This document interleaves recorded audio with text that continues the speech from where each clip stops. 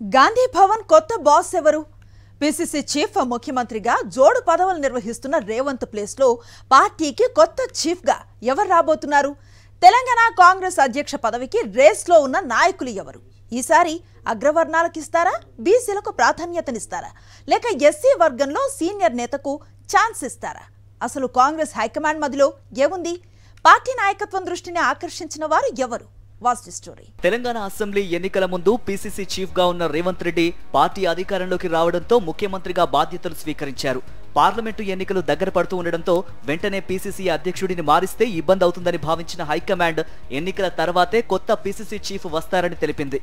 ఇక ఇప్పుడు పార్లమెంటు ఎన్నికలు ముగిశాయి గనుక ఫలితాలు రాగానే కాంగ్రెస్ రాష్ట్ర అధ్యక్షుడిగా కొత్త నేత వస్తారంటున్నారు. రేవంత్ రెడ్డి కూడా పార్టీ బాధ్యతల నుంచి తప్పుకొని పూర్తిగా పాలనపైనే దృష్టి పెట్టాలనుకుంటున్నారు.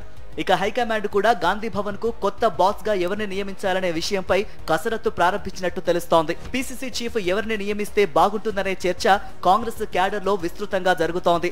తర్వాత పిసిసి చీఫ్ గా ఎవరు వస్తారనే విషయాన్ని సీఎం రేవంత్ దగ్గర ప్రస్తావిస్తే ఆ విషయం తన పరిధిలో లేని అంశమని, హైకమాండ్ ఎవరిని నియమించినా తనకు సమ్మతమేనని రేవంత్ రెడ్డి చెబుతున్నారట. పార్టీని ప్రతిపక్షం నుంచి అధికారంలోకి తీసుకువచ్చిన రేవంత్ రెడ్డి స్థాయిలో పనిచేయగలిగే వ్యక్తి ఎవరున్నారనే అంశంపై పార్టీ అధిష్టానం ఫోకస్ పెట్టినట్టు తెలుస్తోంది. పిసిసి అధ్యక్షుడిగా ఎవరైతే బాగుంటుంది, ఎవరైతే నేతలందరినీ కలుపుకొని వెళ్లగలరు అనే దానిపై హైకమాండ్ సమాచారం సేకరిస్తున్నట్లు తెలుస్తోంది. పిసిసి చీఫ్ పదవిపై చాలా మంది సీనియర్ నేతలు ఆశలు పెట్టుకున్నట్టు బహిరంగంగానే ప్రకటిస్తున్నారు. వర్కింగ్ ప్రెసిడెంట్ తూర్పు జగ్గారెడ్డి తనకు పిసిసి అధ్యక్ష పదవి ఇవ్వాలని చాలా రోజుల నుండి అడుగుతున్నారు. ఇప్పుడు కూడా తాను పిసిసి చీఫ్ రేస్ లో ఉన్నట్లు చెబుతున్నారు. ఇక ఎమ్మెల్యే కోమటిరెడ్డి రాజగోపాల్ రెడ్డి సైతం తనకు పిసిసి చీఫ్ పదవి కావాలని హైకమాండ్ కి రిక్వెస్ట్ చేస్తున్నట్లు తెలుస్తోంది. అయితే ముఖ్యమంత్రి సామాజిక వర్గానికి చెందిన వ్యక్తి కాబట్టి పిసిసి చీఫ్ పదవి రెడ్డి సామాజిక వర్గానికి ఇవ్వరనే వాదన బలంగా వినిపిస్తోంది. దీంతో బీసీ, ఎస్సీ సామాజిక వర్గాల నేతలు పిసిసి చీఫ్ పదవిపై ఆశలు పెట్టుకున్నారు. డిప్యూటీ సీఎం బట్టి విక్రమార్క పిసిసి చీఫ్ తనకు ఇవ్వాలని చాలా రోజుల నుండి అడుగుతున్నారట.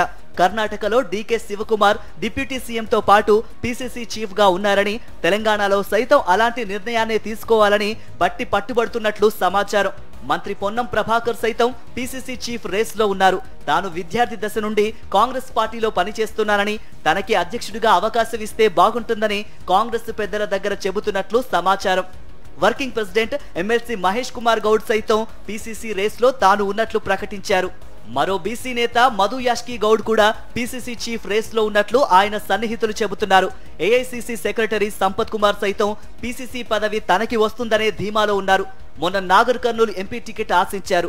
మాదిగలకు కాంగ్రెస్ సరైన గౌరవం ఇవ్వడం లేదనే చర్చ నేపథ్యంలో పార్టీ అధ్యక్ష పదవి మాదిగ సామాజిక వర్గానికి చెందిన సంపత్ కి ఇస్తే బాగుంటుందనే వాదన నడుస్తోంది.